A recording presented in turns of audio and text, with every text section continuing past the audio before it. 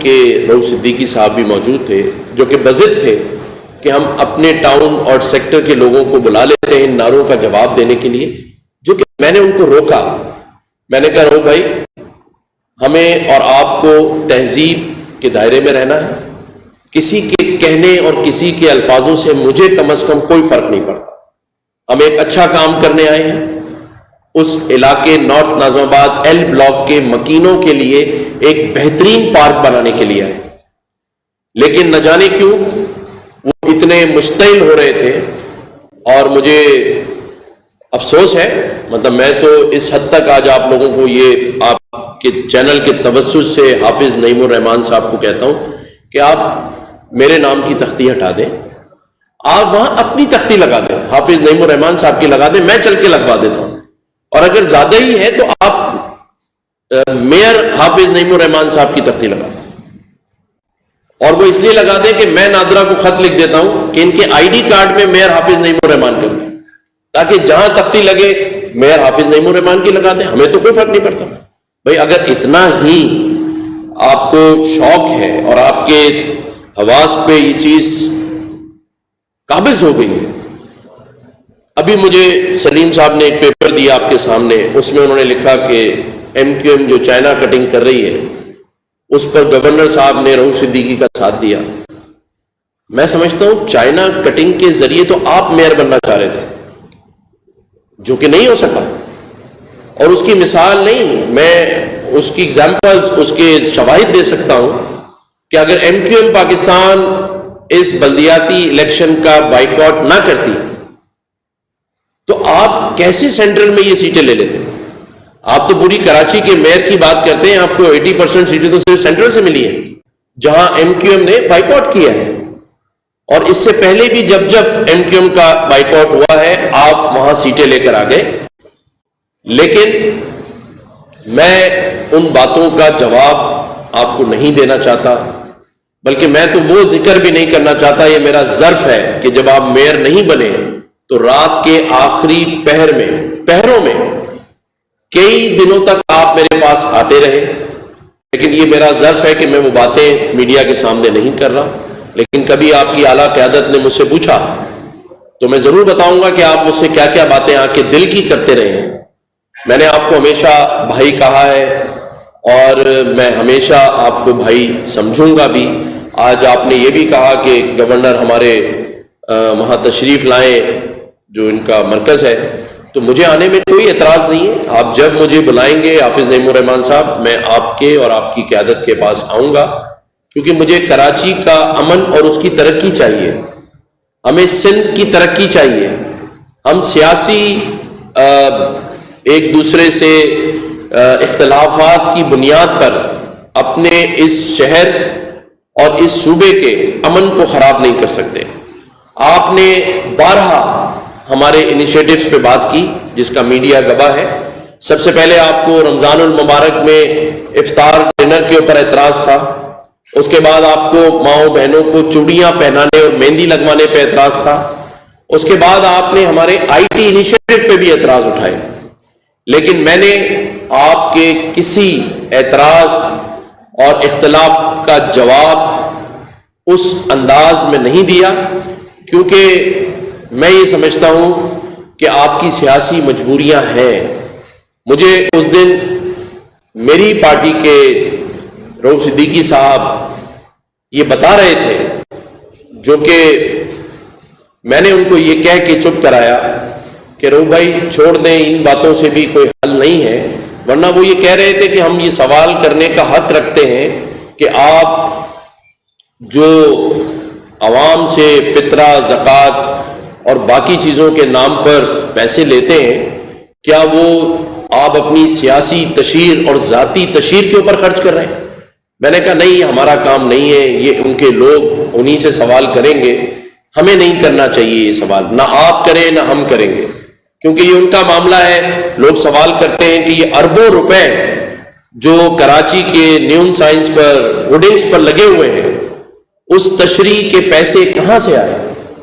لیکن آپ یقین جانیں میرا اس میں کوئی انٹرسٹ نہیں ہے.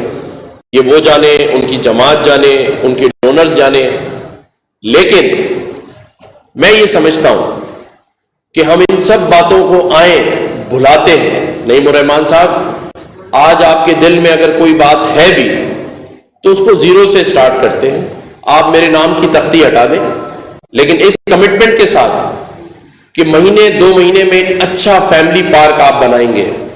اور اگر آپ کو کوئی فنڈز کے ایشوز ہیں تو میں آپ کا ساتھ دینے کے لیے تیار ہوں. اپنے ذاتی پیسوں سے آپ کو اس پارک کو بنا کے دینے کے لیے تیار ہوں. لیکن خدا را امن کو خراب نہ کرے.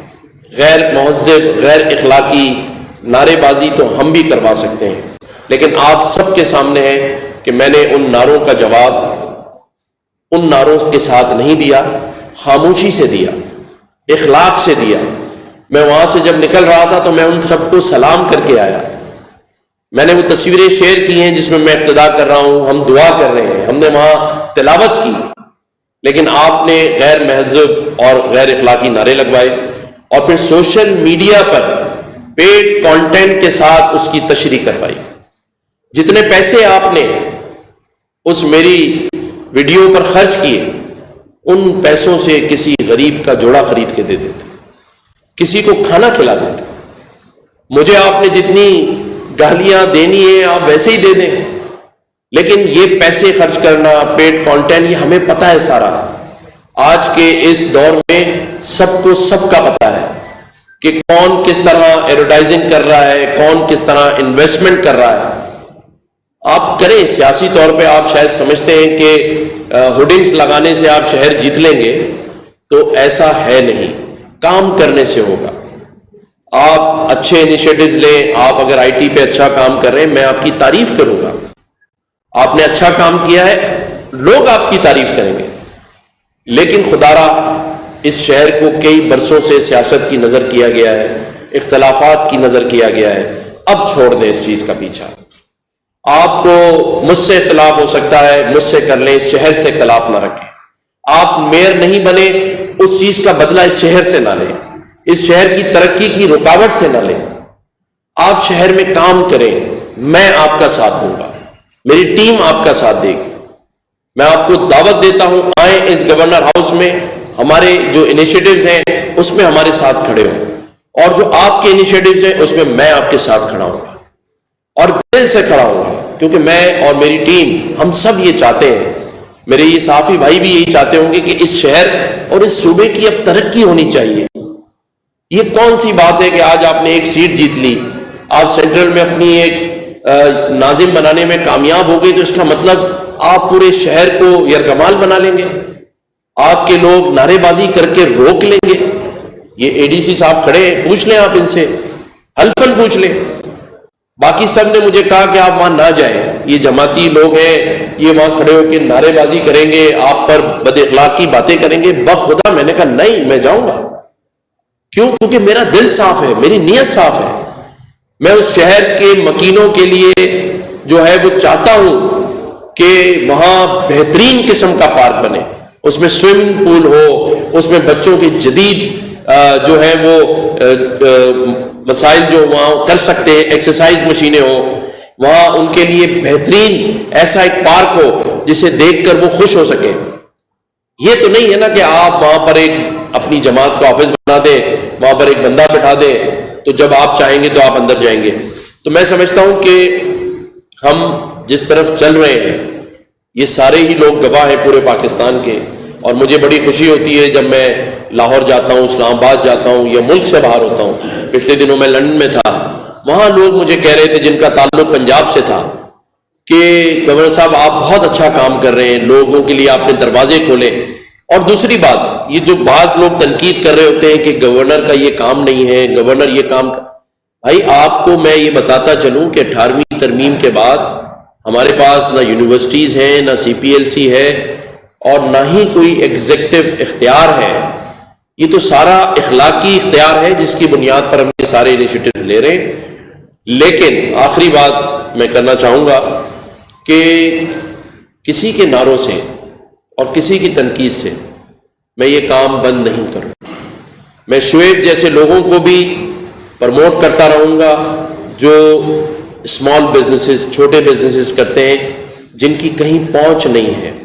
بڑے بزنس مینوں کو، چاہے وہ چائے والا ہو یا چینی والا ہو، ہمارے پریزیڈنٹ اور پرائم منسٹر ایوارڈ دیتے ہیں، لیکن ایک غریب آدمی کے ساتھ کھڑے ہونے والا کوئی نظر نہیں آ رہا۔ میں آئندہ بھی کھڑا ہوں گا، آئندہ بھی ایسے پارٹس کا ابتدا کروں گا، نہ میں کسی کے نعروں سے رکوں گا اور نہ کسی کی تنقید سے۔ بہت شکریہ آپ سب۔